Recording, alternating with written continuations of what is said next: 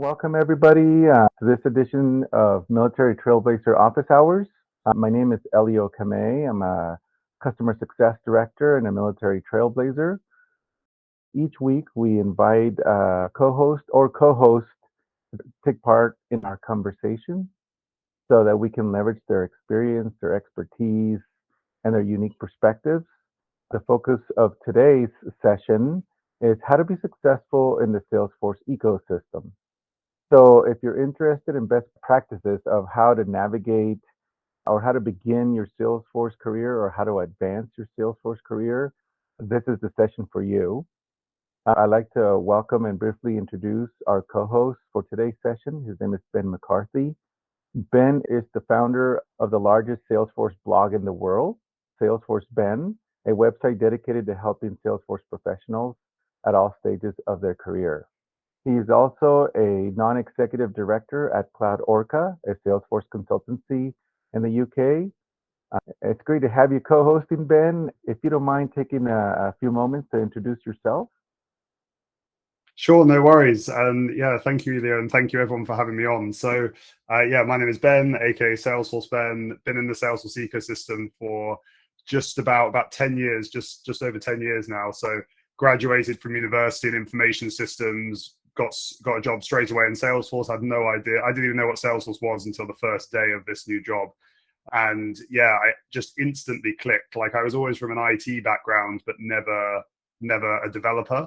So it was really hard to put those kind of IT skills into practice. But then when, I saw it was like declarative and click and point and click and, just everything came into place. So yeah, I was instantly hooked 10 years ago.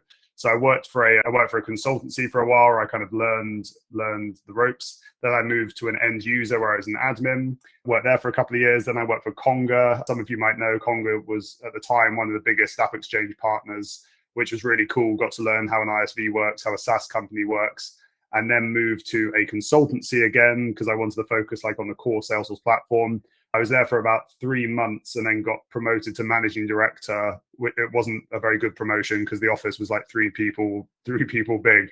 So, but that was quite fun. But I grew it to 25 people, $2.5 million in revenue. So that was a really fun journey. So I did that for 4 years and then left because it was pretty stressful and I wanted to focus on Salesforce Ben. So Salesforce Ben was my kind of personal blog that I started 8 years ago. And it's grown into be the largest Salesforce publisher in the world. So we get 330,000 monthly users, publish about 15 blog posts a week. And most of the blog posts are generated from outside contributors. So we work a lot with thought leaders from all over the world, different disciplines, different companies, admins, developers, consultants, marketers, to kind of get their knowledge out there. And we help them. Not everyone thinks of themselves as a content writer, but we like to think we can fill those, content writing pieces and people can just be the experts of what they do. So yeah, that takes us up to today, I think. Oh yeah, and I'm non-exec director at Cloud Orca as well, as Elio said. So I got kind of all this knowledge from consulting over 4 years and wasn't really doing anything with it. So I joined this cool startup. There are about 25, 30 people and based in London. Fantastic. Thank you so much for that intro. And thank you again for co-hosting on this session. So I'm going to give everybody a quick session purpose, and then Ben, we have prepared some questions, and then we're going to open it up to the audience. So I just wanted to give you an idea of the flow. So for those of you who are joining for the first time, we always like to briefly explain what's the purpose of our office hours before we get started and open it to the floor. Again, these sessions are an informal get-together for gathering with military trailblazers and our allies to explore non-technical Salesforce career and branding-related topics to help you achieve your professional development and career-related goals. So again, as I mentioned, for the next hour, our intended purpose is, to have an opportunity to collaborate, to mentor. Everyone is welcome and encouraged to step up and ask questions or share your perspective of any topic that we talked about in this hour. So please keep an eye also on the chat. If you don't feel like raising your hand, you can just type it in there, or there's a little button if you're new to Google Hangout to raise your hand, and we'll call on folks out. And again, our goal here is to be inclusive, right? I like to ask a question. I'm sorry, if you'd like to ask any questions, again, please feel free to stop us. Our goal here is to make sure that everybody has an opportunity to share.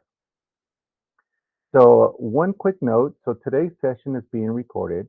If you'd like to share an attribution-free comment or question and you don't want it to be part of the recording, please let us know. We can remove that if you don't want to be associated to that. And then finally, if you'd like to ask a question or a comment off the record, please let us know. We can edit you out or that question out from the video. So we want to make sure that you feel comfortable knowing that this is a safe space where we can ask questions specifically to Ben.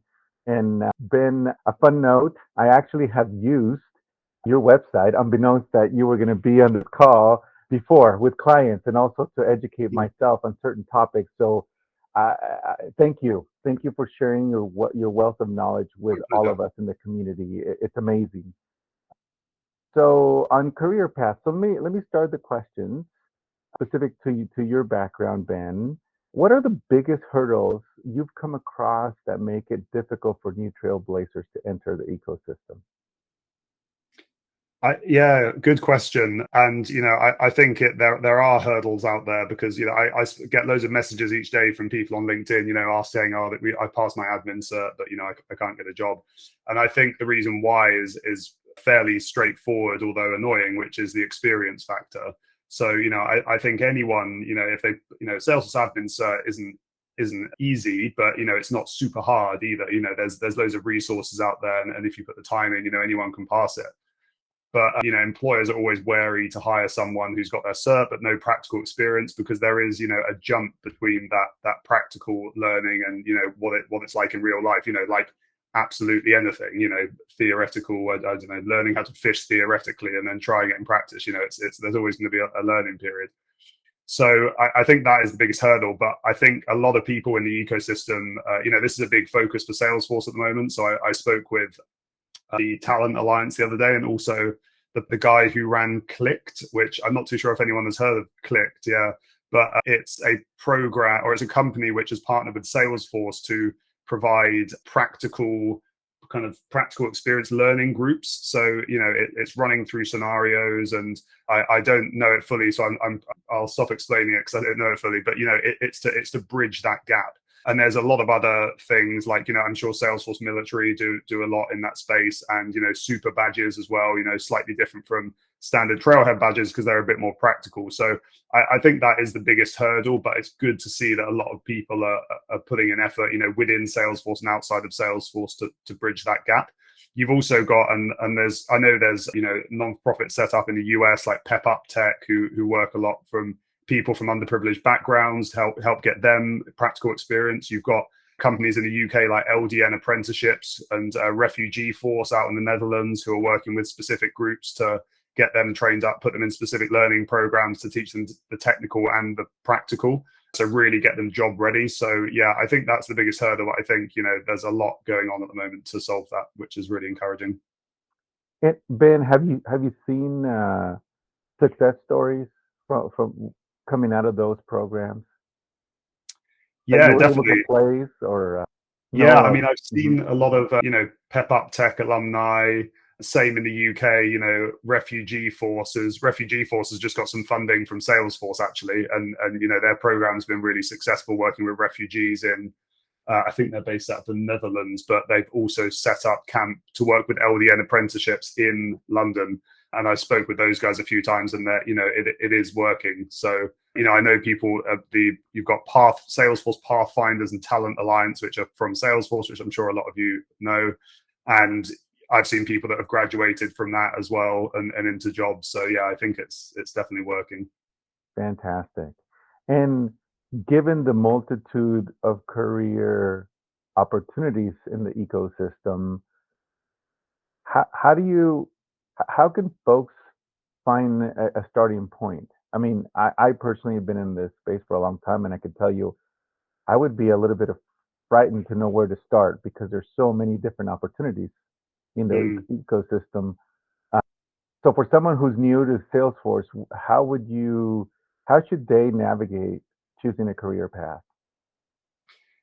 Yeah, I think first off, it's research, it's speaking to people, it's understanding the different types of companies. Like, you've got Salesforce themselves, you've got end users, consultancies, app exchange apps, PDOs, which make app exchange apps to a lesser extent.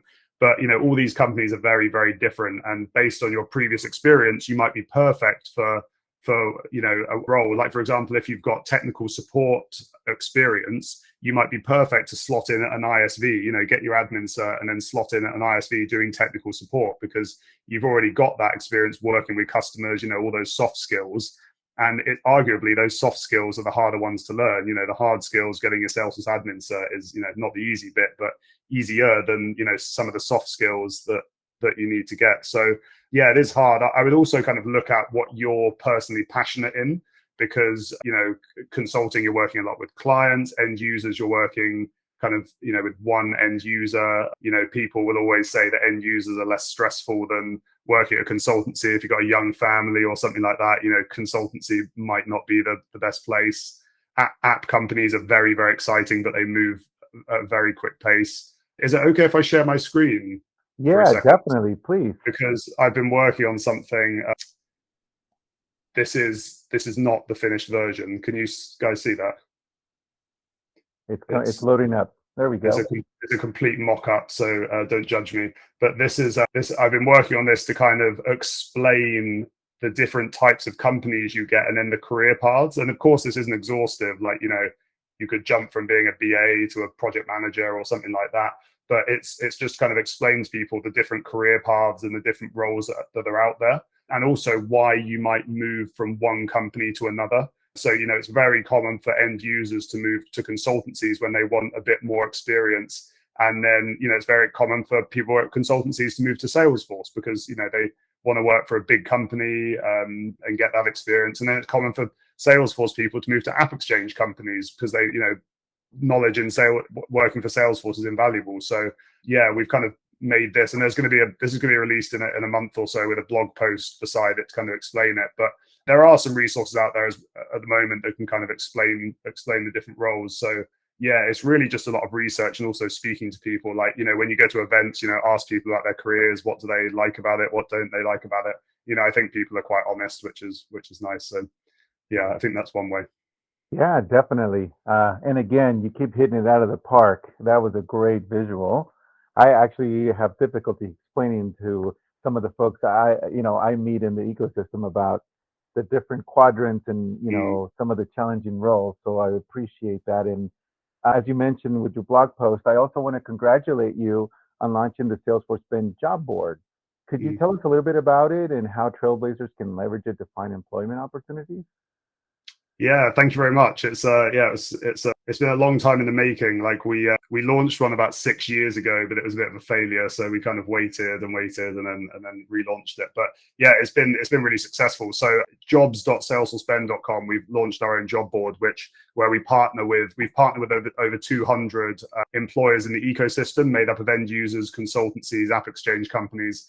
And these guys and girls are uploading all their open positions on there. So hopefully it's kind of, the biggest repository of dedicated Salesforce jobs on the internet. So it can really help, see what's out there. A lot of companies upload salary bands, which is, helpful.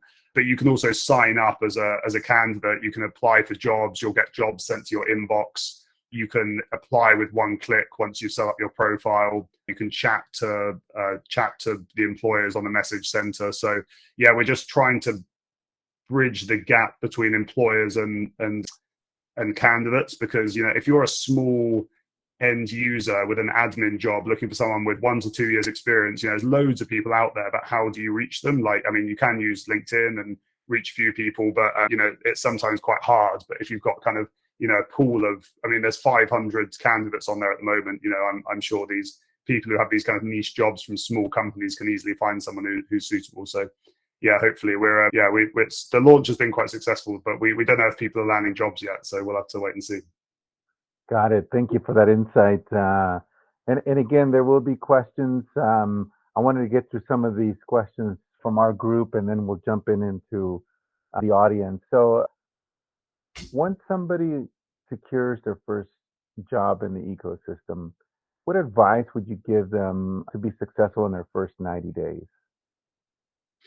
I think one of the big things is, once you've landed a job, I'm sure you would have some technical experience, but I think now you're actually in a business, it's really time to kind of nail down learning about the business, learning about the business processes, learning about what this business actually does, depending on their industry, what they're selling. When my first admin job was a fairly big org, it was like 100 users. They worked with sales and service cloud and community cloud actually, and it was really helpful to sit down with the managers and the users and work out what they were using Salesforce for.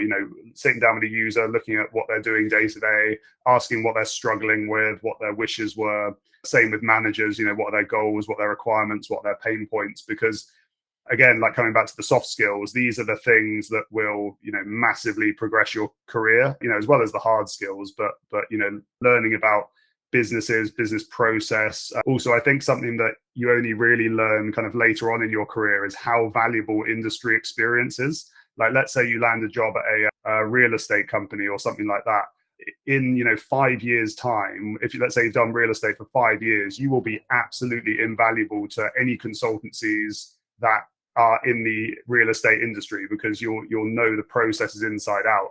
And consultancies all have industry expertise, all the good ones do anyway, because Salesforce are all verticalized into financial services, real estate, Right. and if you know that industry inside out, that is a huge USP for you as an individual. So obviously every company is in some sort of industry, so in that first job, work out what that industry is and learn everything there is to know about that industry.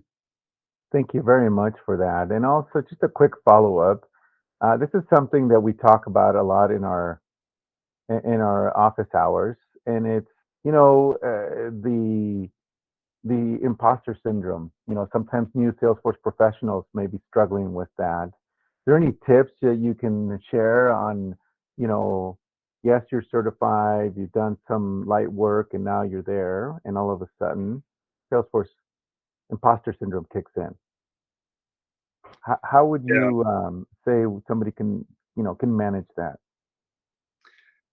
I think so. I've definitely struggled with imposter syndrome, and it does take kind of years to get out of that mindset. I mean, it did for me anyway. But I think something that helped me was focusing on my strengths. So a lot of people are kind of surprised to learn I'm an introvert, because even like my friends in London, I did a status about being an introvert on LinkedIn the other day, and they were like, "You're an introvert?" Like, because I'm like 6'2" and quite loud, so people don't think that, but I am. But I've kind of I'm never that one at a networking event or at a party going around and going mad speaking to everyone. I'm a bit more kind of I take a step back. But I was I didn't like to do presentations and stuff and things like that, but then I focused on what my strengths are, like sales, marketing, coming up with creative ideas, things like that. And now that's my niche. And I think you can accept that you don't have to be good at everything. That I think the most successful people in the world aren't good at everything. They're good at a few things very, very well. So I would kind of identify what you're good at and double down on that. And like, let's say you're amazing at the technical stuff, but you're not so good at, doing a presentation or public speaking. I don't think that's a big deal. If you're a developer and architect, you don't have to do that. If you're in sales, then maybe you do need to do public speaking and presentations and things like that. But yeah, I would just really focus on your strengths, because everyone has strengths and everyone has weaknesses, and I think that's perfectly acceptable. Fantastic. Thank you for that. And also, this is probably for the other end of the spectrum, for those professionals who are looking to advance their career to more senior roles. What would it be? Something similar to focus on areas of expertise, or are there other items they should consider as they look to grow their career for those folks that have been here for a while? So sorry, what should the focuses be for Yeah, senior? for somebody who's been in the ecosystem and they want to advance their career for more senior roles. Yeah. So I think everyone's very lucky who's in the Salesforce ecosystem. Like everyone that I started in kind of a graduate group, and every single person from that graduate group is like pretty senior in Salesforce now, which, I don't think any of us are particularly amazing. It's just that, we're hardworking, we like to progress our careers, and we've put the work in. And, I think, if you do that, you will get promoted, and, you will go far in your career. But I think things that can help is definitely a personal brand. So, you don't have to do a personal brand. A personal brand is a lot of effort, but if you want to do that and you like the sounds of creating content online, that can definitely help get you noticed. And quite transparently, if you have thousands of followers online and an ISV wants to tap into your network, then they'll hire you. That is a huge USP, so you can be kind of like an evangelist for them, even if you're not in a marketing or an evangelist role. So that's always going to help. But I think to get noticed and kind of get targeted for those more senior roles, I mean, it's really nice to be approached by not just a recruiter, but someone from a company saying, hey, we think you'd be perfect for this role. Is just building out your network, which I think is really easy to do in Salesforce because everyone's really nice.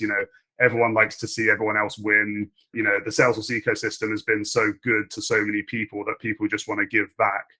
And, by going to events, meeting people, so many events, obviously it hasn't happened for a while, but just starting up in London now, which is nice. So we had London's Calling last week and World Tour tomorrow. Going to those and meeting people, just chatting to people, I think is a really good way to get in front of them for more senior roles. Yeah, I'm so glad to hear that.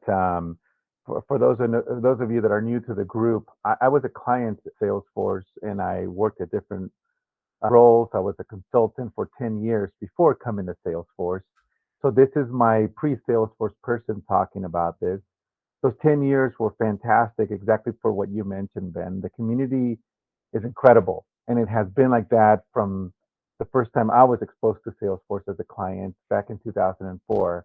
And it's so refreshing to hear a professional like yourself, continue to mention that, because that's what drives me inside of Salesforce. So people might say, well, Elio works for Salesforce. Of course he's going to say that. No, this is my pre-Salesforce experience, and I'm so glad to hear from you in your last decade in the field. And so I'm going to move over to a quick area, and then we'll jump into some questions on the floor. So I want to talk about branding, because I believe that's very important. And as you mentioned, there's a lot of support in the community. So for those of you that don't know much about this topic, I love this topic because I think this is what really allows us to step outside of other, technical or roles within our industry. And this, number one, I'm going to ask you this question: how important is a personal brand to being successful in Salesforce and the ecosystem? Yeah, I think it's a really good question. I was actually considering writing a post about this because I think there's a lot of talk about personal brands at the moment. It's taken a while. I don't know why it took so long, but it's a very big thing at the moment, because I think people like, I don't know, Gary Vaynerchuk and stuff like that. He's kind of like maybe the original kind of personal branding guy. With his wine store, and then now he's like got $1 billion company or something. So it's definitely very relevant, but I think it's important to say that you don't have to have a personal brand to be successul. Like, I know, all those graduate people that I mentioned, none of, they kind of cringe at the thought of, being really social. You have those friends who just don't use social media.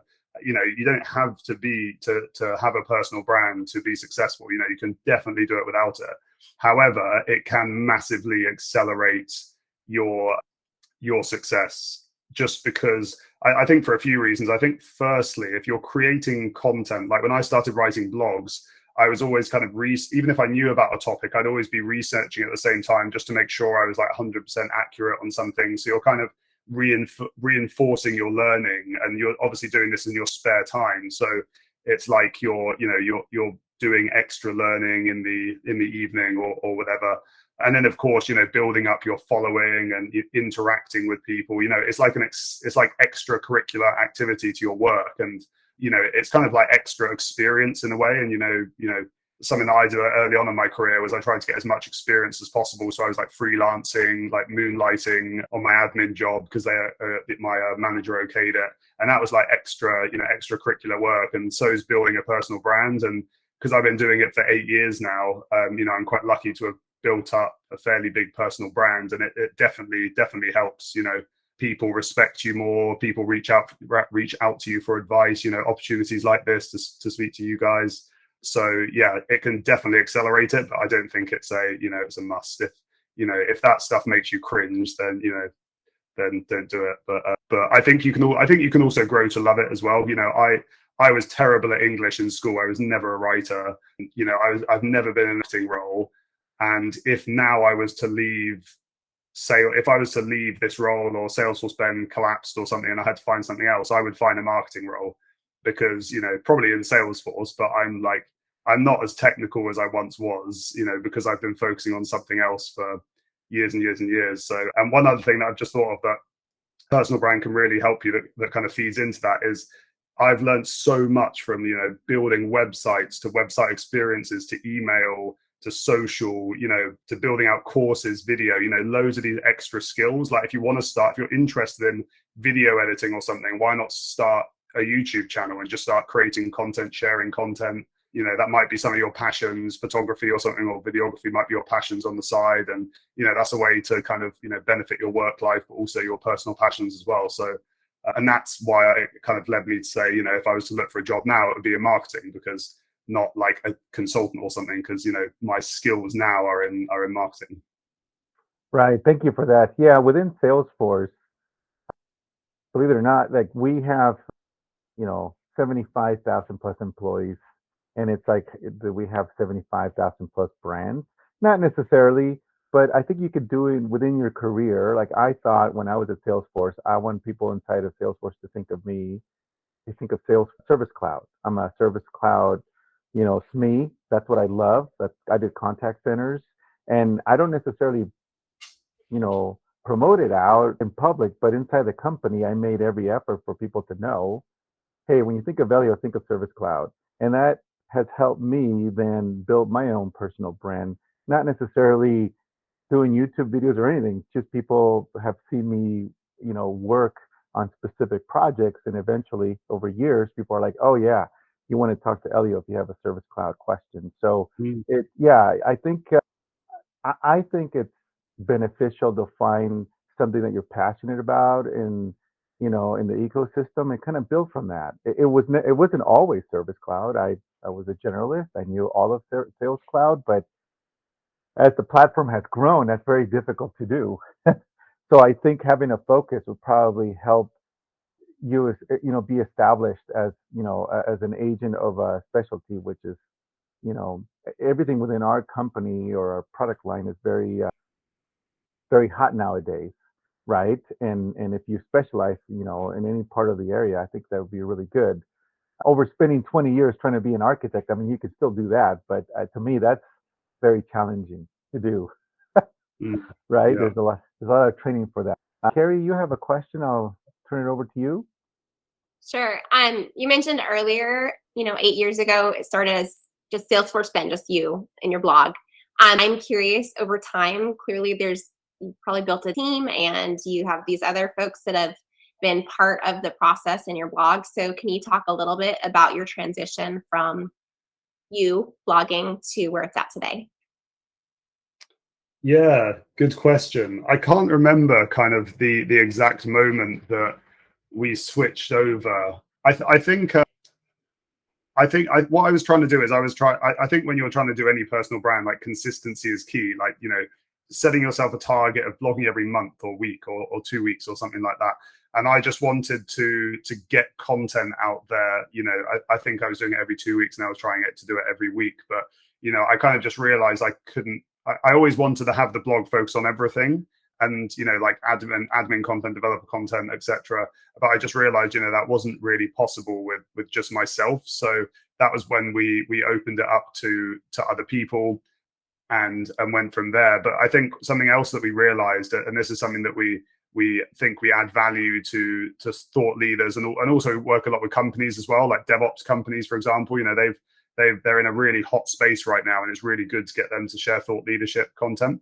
But something that we can add value in is because we got so much data in terms of what people are interested in, and also how to structure a blog post to be interesting. That's something that we work with the people externally that want to guest post. So if anyone on this call wants to guest post, you're more than welcome to work with us. We can help you, both come up with an idea.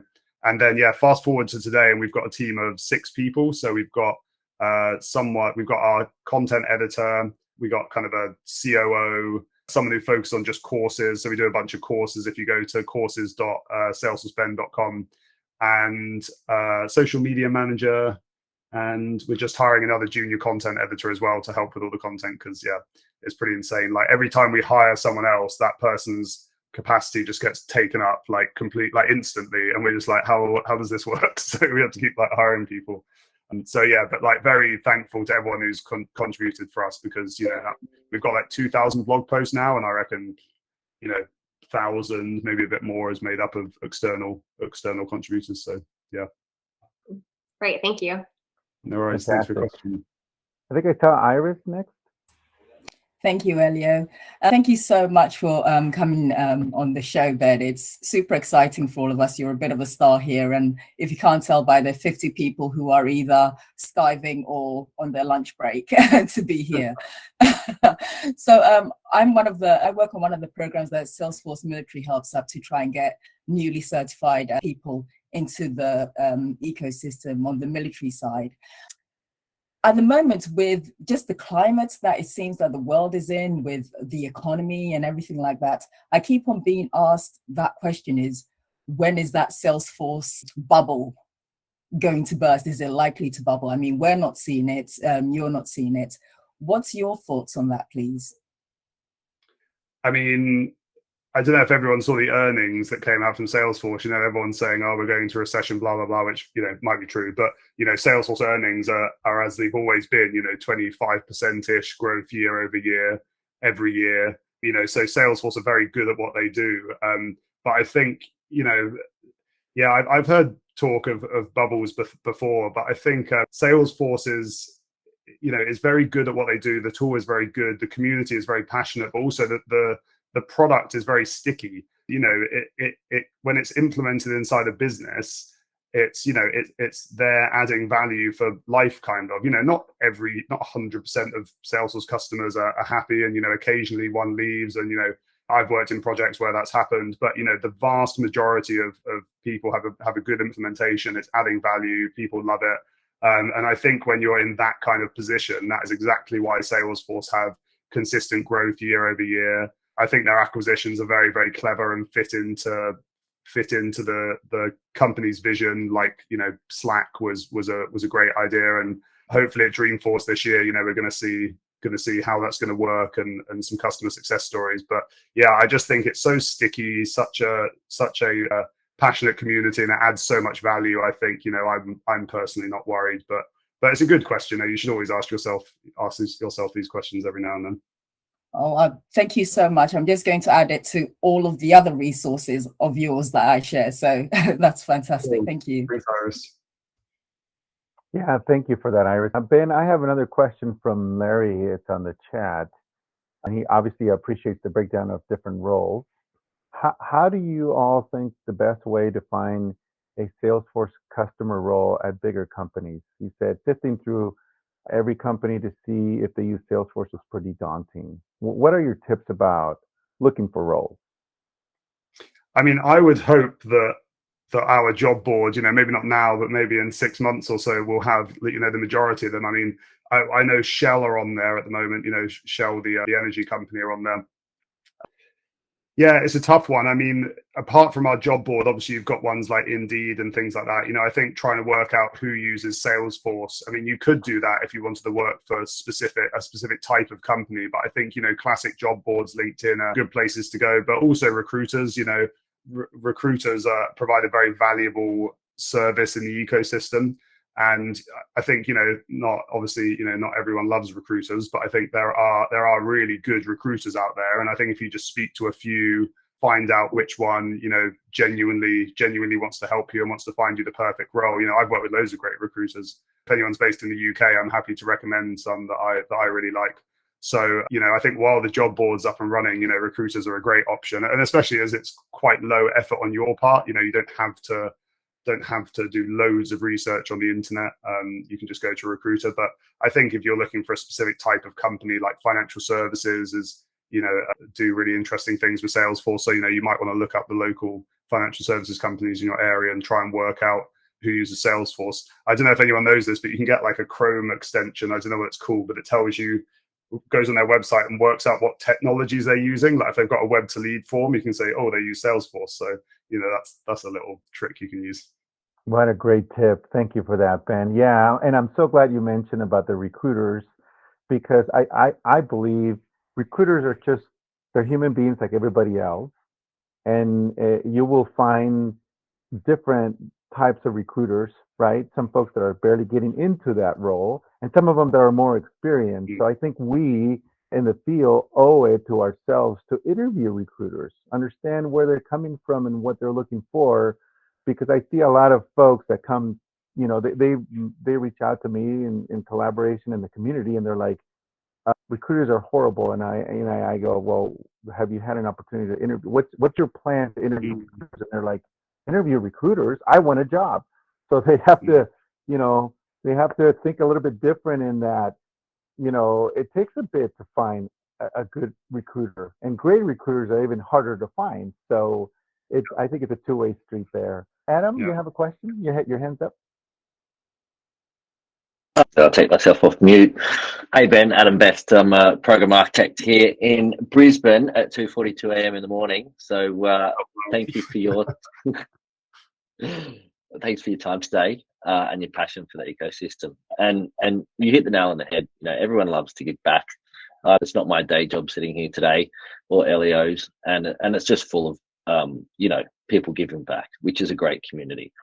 I just wanted to probably follow up on where to get a job. We don't necessarily know the customers unless you look at customer stories on Salesforce's website, but you can know the SIs, the consultancy firms. So Stephen is on the call today.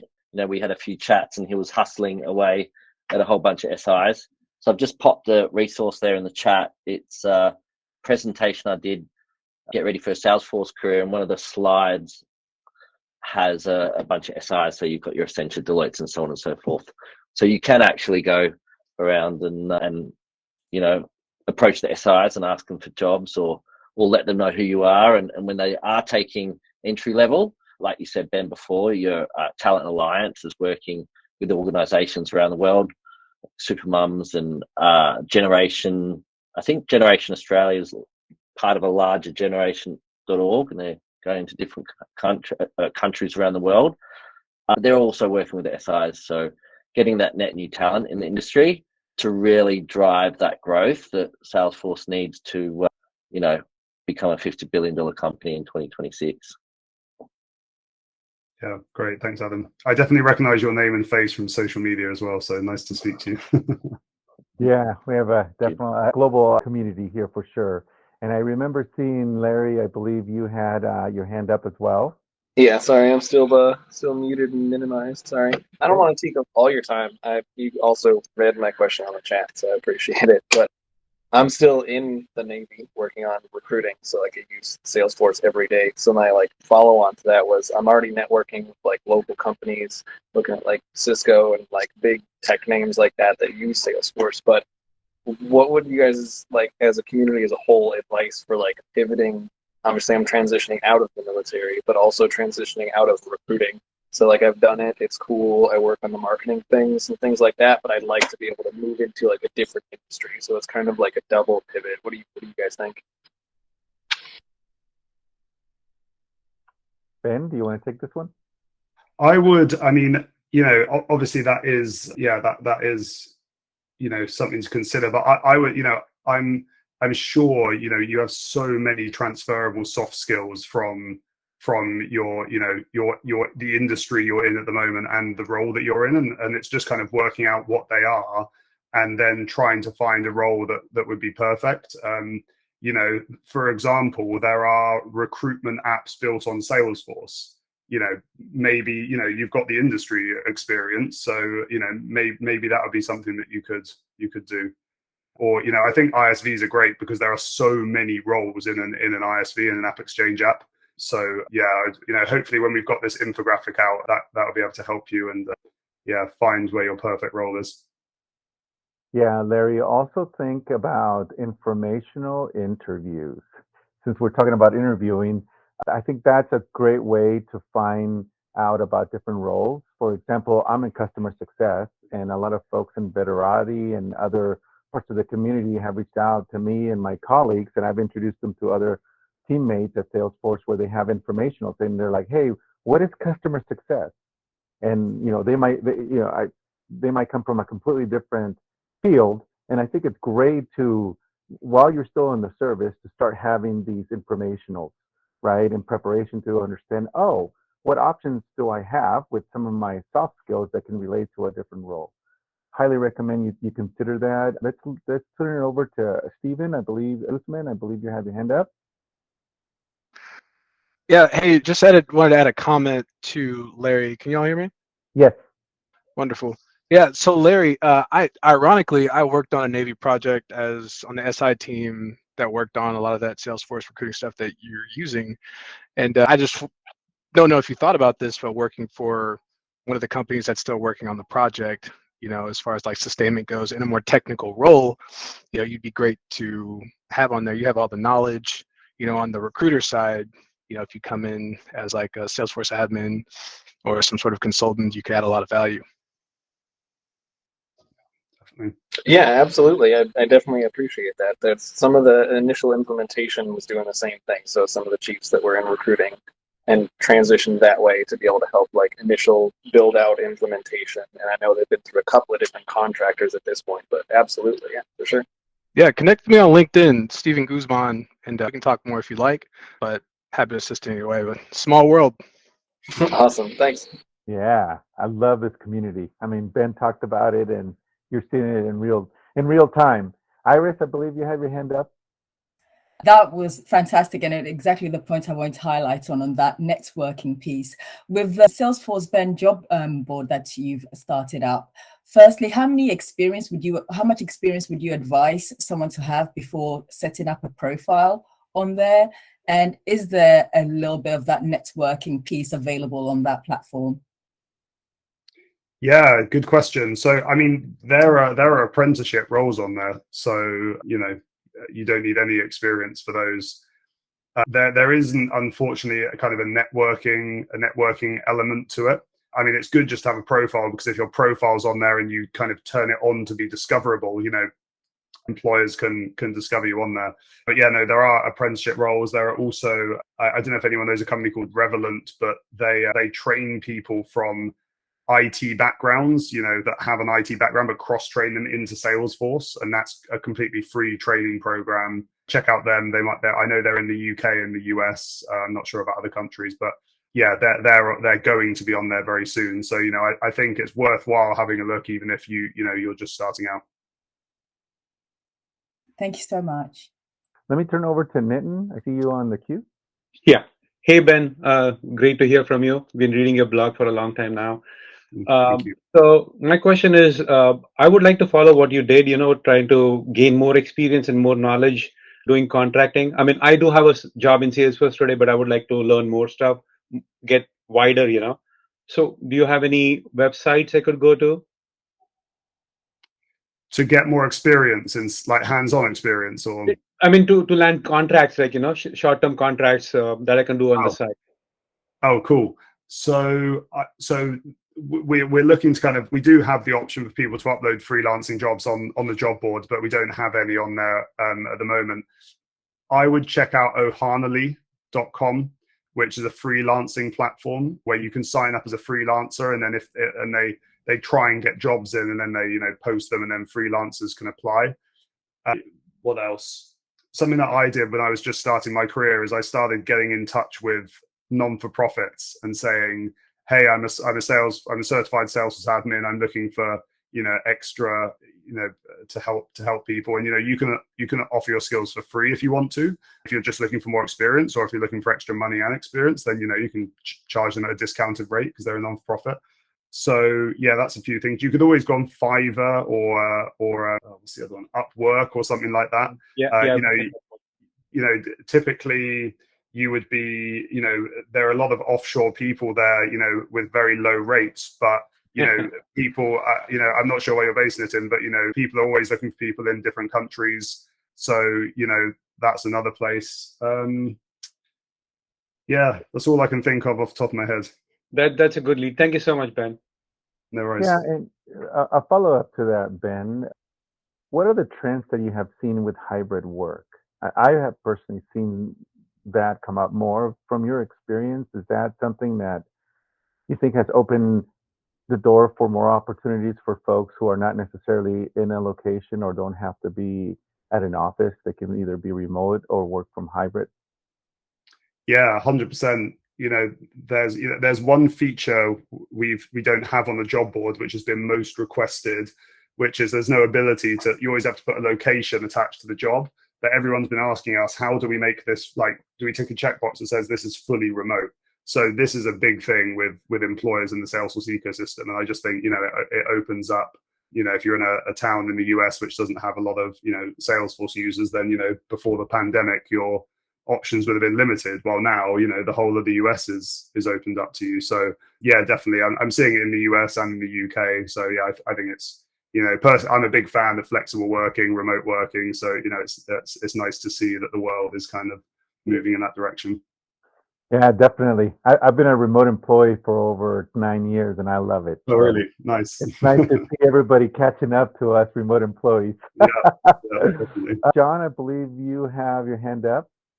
Thanks, Elio. Ben, thanks for being here. I have a question about if you had any sense of a first job you would steer clear of. I'm thinking I'm only 20,000 points in my trailhead efforts, and I'm thinking, I've got people on YouTube telling me in X number of months I could be making an incredible amount of money, and I'm right now scratching my head over my first super badge, going, I think I need to volunteer for a year before I put out a resume that I feel authentic about. Like the idea of getting in a really small job just to get the experience. And the second part of that question is, would you advise taking any work, even if it's not in the industry that you're eventually going to end up in, just to get the experience?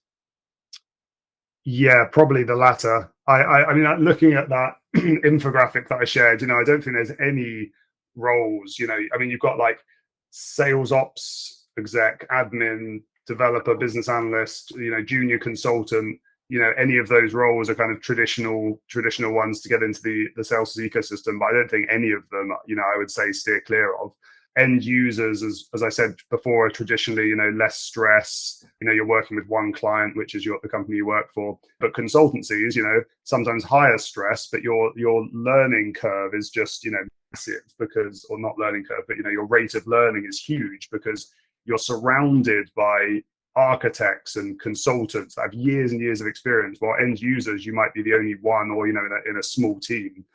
App Exchange, it's the same. App Exchange companies aren't going to be as heavy on Salesforce as an end user or consultancy, but my girlfriend and a bunch of people that she worked for Aptus many years ago, and they all joined and they all became experts in CPQ software. So they're 8 years on in their career now, and they're all working in very senior jobs for other CPQ. That is a great niche to have. So I would honestly, as long as the company aligns with your values and you're not going to be overworked and blah blah blah, I think just take any job, just to get that experience, because you just need one job and then you're set in the ecosystem. It's unless you don't like it or something, but I've never met someone who didn't. So I would just get that first job, get that experience, and then you said you might go volunteering or something. I mean, that definitely could be an option. But I think it's definitely worth putting your CV out there, talking about your previous background, your previous skills, and how they're transferable to Salesforce and find a company that would take you on. And there is plenty out there. So great. Yeah. Thanks so much. Yeah, that's some great insight.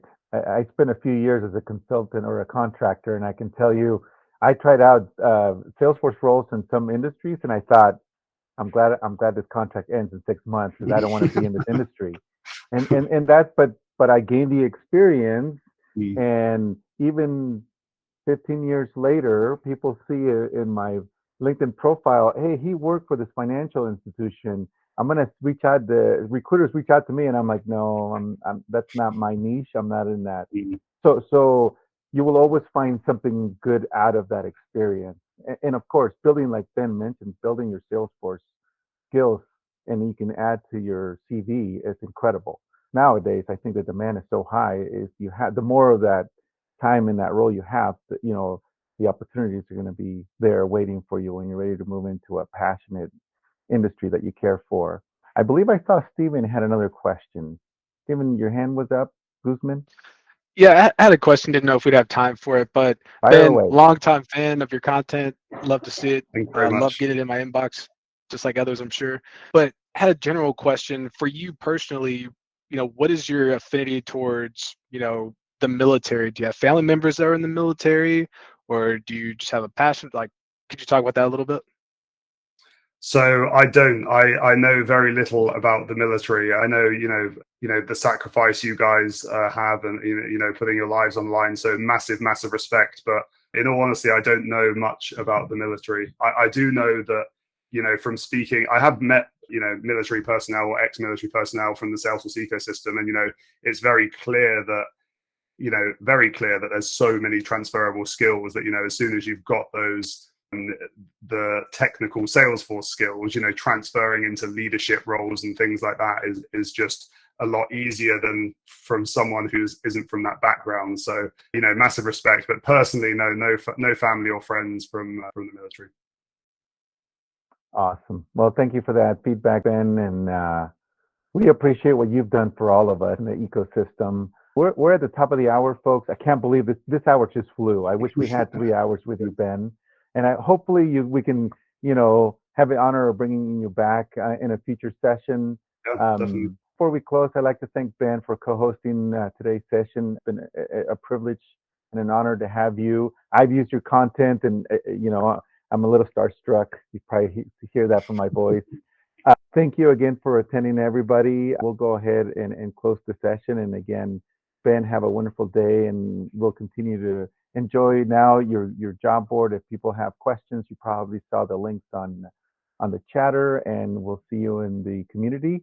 Remember, we'll have our next session next week at the normal time, 5 Eastern. Thank you, everybody.